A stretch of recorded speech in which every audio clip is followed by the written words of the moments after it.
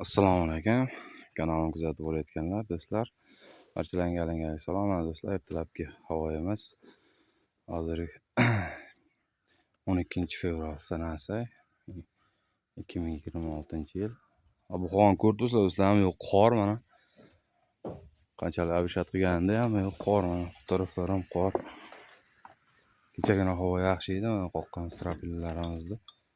Ko'rib turibsizlar mana. Birpasda 2 santimetr qor bosib bo'ldi bu. Mana bu taraflar ham.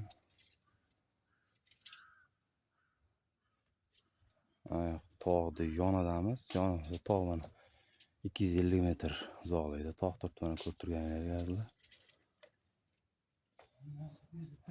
Havo zo'r, o'ta. Atrof, tevarak atrofdan ko'rsatib qo'yaylik. Azizlar, sizlarga to'ka bu yerdan